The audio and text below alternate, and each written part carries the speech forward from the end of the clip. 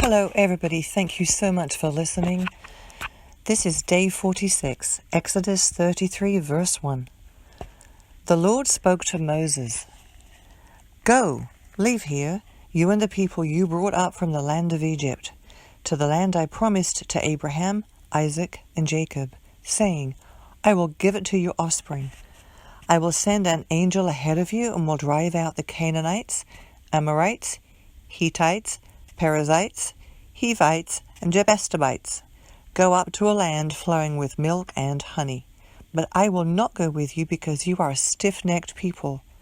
Otherwise, I might destroy you on the way. When the people heard this news, they mourned and didn't put on their jewelry because of the bad news. For the Lord said to Moses, Tell the Israelites, you are a stiff-necked people. If I went with you for a single moment, I would destroy you. Now take off your jewelry, and I will decide what to do with you. So the Israelites remained stripped of their jewelry from Mount Horeb onward. Now Moses took a tent and set it up outside the camp, far away from the camp. He called it the tent of meeting. Anyone who wanted to consult the Lord would go to the tent of meeting that was outside the camp. Whenever Moses went out to the tent, all the people would stand up, each one at the door of his tent, and they would watch Moses until he entered the tent. When Moses entered the tent, the pillar of cloud would come down and remain at the entrance to the tent, and the Lord would speak with Moses. As all the people saw the pillar of cloud remaining at the entrance to the tent, they would stand up, then bow in worship, each one at the door of his tent. The Lord spoke with Moses face to face, just as a man speaks with his friend. Then Moses would return to the camp, but his assistant, the young man Joshua, son of Nun, would not leave the inside of the tent. Moses said to the Lord, Look, you have told me, lead this people up, but you have not let me know whom you will send with me. You said, I know you by name, and you have also found favor in my sight. Now if I have indeed found favor in your sight, please teach me your ways, and I will know you, and I will find favor in your sight. Now consider that this nation is your people. Then he replied, My presence will go with you, and I will give you rest. If your presence does not go, Moses responded to him, Don't make us go up from here. How will it be known that I and your people have found favor in your sight, unless you go with us? I and your people will be distinguished by this from all of the other people on the face of the earth. The Lord answered Moses, I will do this very thing you have asked, for you have found favor in my sight, and I know you by name. Then Moses said, Please let me see your glory. He said, I will cause all my goodness to pass in front of you, and I will proclaim the name Yahweh before you. I will be gracious to whom I will be gracious, and I will have compassion on whom I will have compassion. But he answered, You cannot see my face, for no one can see me and live. The Lord said, Here is a place near me.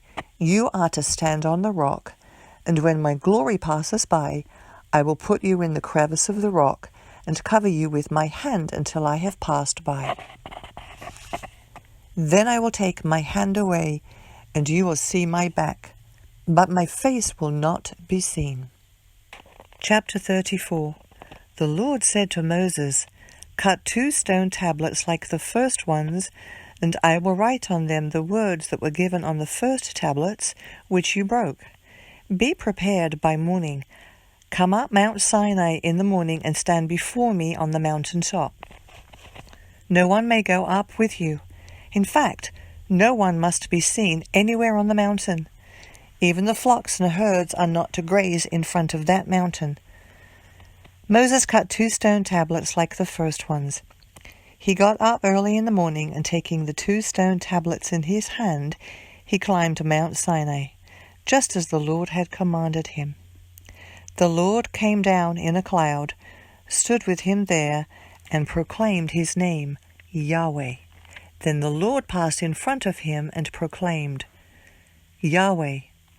Yahweh is a compassionate and gracious God, slow to anger and rich in faithful love and truth, maintaining faithful love to 1,000 generations, forgiving wrongdoing, rebellion, and sin. But he will not leave the guilty unpunished, bringing the consequences of the father's wrongdoing on the children and grandchildren to the 3rd and 4th generation. Moses immediately bowed down to the ground and worshipped. Then he said, My Lord, if I have indeed found favor in your sight, my Lord, please go with us, even though this is a stiff-necked people. Forgive our wrongdoing and sin. Accept us as your own possession. And the Lord responded, Look, I am making a covenant. I will perform wonders in the presence of all your people that have never been done in all the earth or in any nation. All the people you live among will see the Lord's work, for what I am doing with you is awe-inspiring. Observe what I command you today. I am going to drive out before you the Amorites, Canaanites, Hittites, Perizzites, Hivites, and Jebusites. Be careful not to make a treaty with the inhabitants of the land that you are going to enter. Otherwise they will become a snare among you. Instead, you must tear down their altars, smash their sacred pillars, and chop down their Asherah poles. You are to never bow down to another god, because the Lord, being jealous by nature, is a jealous God. Do not make a treaty with the inhabitants of the land, or else when they prostitute themselves with their gods and sacrifice to their gods, they will invite you, and you will eat of their sacrifice. Then as you will take some of their daughters as brides for your sons, their daughters will prostitute themselves with their gods, and cause your sons to prostitute themselves with their gods. Do not make cast images of gods for yourselves. Observe the festival of unleavened bread. You are to eat unleavened bread for 7 days at the appointed time in the month of Abib, as I commanded you, for you came out of Egypt in the month of Abib. The firstborn male from every womb belongs to me, including all your male livestock, the firstborn of cattle or sheep. You must redeem the firstborn of a donkey with a sheep, but if you do not redeem it, break its neck. You must redeem all the firstborn of your sons. No one is to appear before me empty-handed. You are to labor 6 days, but you must rest on the 7th day. You must even rest during plowing and harvesting times. Observe the festival of weeks with the first fruits of the wheat harvest, and the festival of ingathering at the turn of the agricultural year. 3 times a year all your males are to appear before the Lord God, the God of Israel, for I will drive out nations before you and enlarge your territory. No one will covet your land when you go up 3 times a year to appear before the Lord your God. Do not present the blood for my sacrifice with anything leavened. The sacrifice of the Passover festival must not remain until morning. Bring the first fruits, the best of the first fruits of your land to the house of the Lord your God. You must not boil a young goat in its mother's milk. The Lord also said to Moses, Write down these words, for I have made a covenant with you and with Israel based on these words. Moses was there with the Lord 40 days and 40 nights. He did not eat bread or drink water. He wrote down on the tablet the words of the covenant, the 10 commandments. As Moses descended from the Mount Sinai with the 2 tablets of the testimony in his hands, as he descended the mountain, he did not realize that the skin of his face shone as a result of his speaking with the Lord. When Aaron and all the Israelites saw Moses, the skin of his face shone.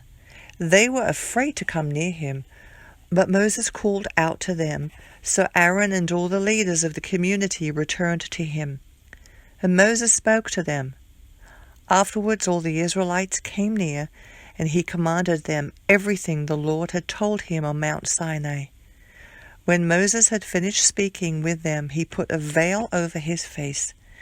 But whenever Moses went before the Lord to speak with him, he would remove the veil until he came out. After he came out, he would tell the Israelites what he had been commanded, and the Israelites would see that Moses' face was radiant. Then Moses would put the veil over his face again until he went to speak with the Lord. Continuing with Day 46, Psalm 22, verse 11. Do not be far from me, because distress is near, and there is no one to help. Many bulls surround me, strong ones of Bashan encircle me. They open their mouths against me, lions mauling and roaring. I am poured out like water, and all my bones are disjointed. My heart is like wax melting within me. My strength is dried up like baked clay. My tongue sticks to the roof of my mouth. You put me in the dust of death. Proverbs 5, verses 9 and 10. Otherwise you will give up your vitality to others, and your years to someone cruel. Strangers will drain your resources, and your earnings will end up in a foreigner's house. Matthew 26, verse 52. Then Jesus told him, Put your sword back in place, because all who take up a sword will perish by a sword. Do you think that I cannot call on my Father, and he will provide me at once with more than 12 legions of angels? How then would the scriptures be fulfilled that say it must happen this way? At that time Jesus said to the crowds, Have you come out with swords and clubs as if I were a criminal to capture me? Every day I used to sit teaching in the temple complex, and you didn't arrest me. But all this has happened so that the prophetic scriptures would be fulfilled. Then all the disciples deserted him and ran away. Those who had arrested Jesus led him away to Caiaphas the high priest, where the scribes and the elders had convened. Meanwhile, Peter was following him at a distance right to the high priest's courtyard. He went in and was sitting with the temple police to see the outcome. The chief priests and the whole Sanhedrin were looking for false testimony against Jesus so they could put him to death. But they could not find any, even though many false witnesses came forward. Finally, 2 who came forward stated, This man said, I can demolish God's sanctuary and rebuild it in 3 days. The high priest then stood up and said to him, Don't you have an answer to what these men are testifying against you? But Jesus kept silent. Then the high priest said to him, By the living God I place you under oath. Tell us if you are the Messiah, the Son of God. You have said it, Jesus told him. But I tell you, in the future you will see the Son of Man seated at the right hand of the power and coming on the clouds of heaven. Then the high priest tore his robes and said, He has blasphemed. Why do we still need witnesses? Look, now you've heard the blasphemy. What is your decision? They answered, He deserves death. Then they spit in his face and beat him. Others slapped him and said, Prophesy to us, Messiah, who hit you? Now Peter was sitting outside in the courtyard. A servant approached him, and she said, You were with Jesus the Galilean too. But he denied it in front of everyone. I don't know what you're talking about. When he had gone out to the gateway, another woman saw him and told those who were there, This man was with Jesus the Nazarene. And again he denied it with an oath. I don't know this man. After a little while, those standing there approached and said to Peter, You certainly are one of them, since even your accent gives you away. Then he started to curse and to swear with an oath. "I do not know the man." Immediately a rooster crowed. And Peter remembered the words Jesus had spoken. "Before the rooster crows, you will deny me 3 times." And he went outside and wept bitterly.